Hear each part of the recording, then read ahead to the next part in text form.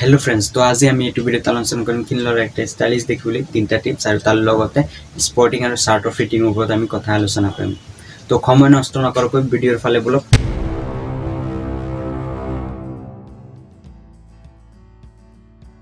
তো প্ৰথম টিপছটো হ'ল যে আমি যিমান পাৰোঁ লুজ কাপোৰ এভইড কৰিব লাগে।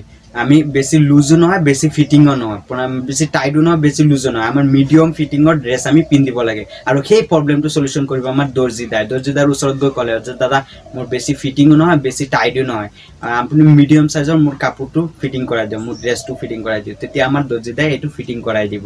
আৰু তাৰ মাজতে আমি কি কৰোঁ যে আমি ফুল স্পৰ্টিং পিন্ধো, ফুল স্লিভ থকা স্পৰ্টিং। তো ফুল স্লিভ থকা স্পৰ্টিং পিন্ধিলে আপুনি হাতটো এনেকৈ টানি দিব, চাব আপোনাৰ লুকটো ষ্টাইলিছ আহি যাব। মানুহে ক'ব যে ল'ৰাটো ক্ষীণ হ'লেও ষ্টাইলিছ আছে। আৰু তাৰ লগতে আপুনি কি কৰিব পাৰে, এটা গড়ি এড কৰি দিব পাৰে। গড়িটো আপোনাৰ ৰিচৰ চাইজৰ মতে হ'ব লাগে, বেছি ডাঙৰ হ'ব নালাগে। ৰিচৰ চাইজ মানে আপোনাৰ হাতৰ যোনটো গাঁঠি আছে ন, সেই গাঁঠিৰ চাইজৰ মতে আপোনাৰ গড়িটো হ'ব লাগে। এইটো যাতে ডাঙৰ নহয়, যদি ডাঙৰ হয় তেতিয়া আপোনাৰ লুকটো ষ্টাইলিছ নাহে, দেখিবলৈ ভাল নালাগে। আৰু গড়িটো ফিটিং কৰাই ল'ব। সেকেন্ড টিপছটো হ'ল আপুনি যিমান পাৰিব লাইট আৰু ব্ৰাইট কালাৰ ইউজ কৰিব।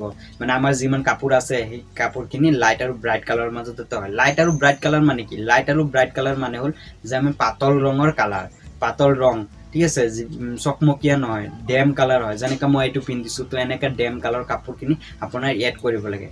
3 নম্বৰ টিপছটো হ'ল যে আমি যিমান পাৰোঁ ডাৰ্ক কালাৰৰ পৰা দূৰত থাকিব। ডাৰ্ক কালাৰ মানে কি? যোনটো একদম দূৰৰ পৰা চকুত লাগি যায়। চিম্পল এক কালাৰৰ চাৰ্ট থাকে নহয়, যেনেকৈ ৰেড, ব্লেক, তো তেনেকা ৰঙৰ পৰা দূৰত থাকিব লাগে। যদিও তেনেকা ডাৰ্ক কালাৰ আমি ইউজ কৰোঁ, তেতিয়া আমি কি কৰিব লাগে, যেনেকৈ সৰু সৰু ঘৰ থকা, ঠিক আছে, চেক চাৰ্ট কেইটা ৰেড ব্লেকৰ মাজত, ব্লেক হোৱাইটৰ মাজত, বা আপোনাৰ ব্লেক চাৰ্টত ফুট হোৱাইট থকা, তো তেনেকা টাইপৰ কাপোৰ আপুনি এড কৰিব পাৰে। আৰু আমি যেতিয়া চাৰ্ট পিন্ধো না, তেতিয়া আমি চাৰ্টৰ তলত আমি স্পৰ্টিং এটা পিন্ধি ওলাই যাব লাগে। তো চাৰ্টৰ তলত হাফ স্পৰ্টিং এটা পিন্ধি ওপৰত ফুল চাৰ্টটো পিন্ধিলে তেতিয়া আপুনি য'ত ওলাই যাব না, আপুনি চাব ইমান ক্ষীণো নালাগে, প্লাছ আপোনাৰ ষ্টাইলিছ লুকটো আহি যায়, ধুনীয়া লাগিব। তো আমি নেক্সট এতিয়া আমি আলোচনা কৰিম স্পৰ্টিং আৰু শাৰ্টৰ ফিটিঙৰ ওপৰত। এইকেইটা টিপছ আপুনি ফ'ল' কৰিব। আৰু এতিয়া স্পৰ্টিং আৰু শাৰ্টৰ ফিটিংটো আমি কেনেকৈ কৰিম, মানে প্ৰথমে আমি শাৰ্টৰ ফিটিঙৰ বিষয়ে আমি কথা পাতোঁ। যে আমি যিকোনো দোকানত গ'লে আমি কাপোৰ কিনিব গ'লে কি হয়, আজিকালি ট্ৰায়েল ৰুম আছে, তাত আমি কাপোৰটো পিন্ধি আমি চাব পাৰোঁ। তো তেতিয়া আপুনি কাপোৰটো পিন্ধিব, যোনটো চাৰ্ট আপোনাৰ পচন্দ হৈছে সেইটো পিন্ধিলৈ আপুনি ৰুমত সোমাব, য'ত আইনা আছে তাত আপুনি চাব ভিডিঅ'ত দিয়া ধৰণে আপোনাৰ শ্বল্ডাৰটো মিলিছে নাই, শ্বল্ডাৰৰ চিলাই বাওঁফালে সোঁফালে যোনকেইটা চিলাই আছে সেই চিলাইকেইটা আপোনাৰ মিলিছে নাই ড্ৰেছত, আপোনাৰ শ্বল্ডাৰৰ চাইজত মিলিছে নে নাই। তো যদি মিলিছে দেন এইটো আপোনাৰ কাৰণে ঠিক আছে।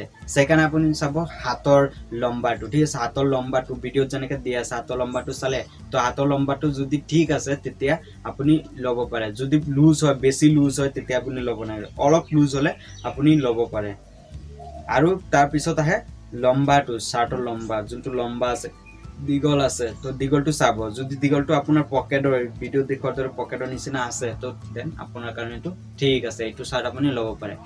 এতিয়া আমাৰ আহি গ'ল স্পৰ্টিং। তো স্পৰ্টিঙৰ কাৰণে আমি শ্বল্ডাৰ চাব, ঠিক আছে, শ্বল্ডাৰৰ এইফালে চিলাইটো আৰু এইফালৰ চিলাইটো চাব। যদি মিলিছে এনেকৈ পূৰা পাৰফেক্ট আছে, তেতিয়া আপুনি সেই টি চাৰ্টটো আপুনি ল'ব পাৰে। দীঘলৰ কোনো প্ৰব্লেম নাই, হাতৰ চাইজৰ আপুনি হাতটো এনেকৈ টানি দিব বেছি দীঘল হ'লে।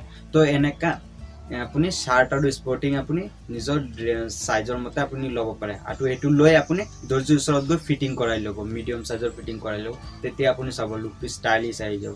তো আমি এইটো ভিডিঅ'ত আজি চাৰ্ট আৰু স্পৰ্টিঙৰ বিষয়ে আলোচনা কৰিলোঁ।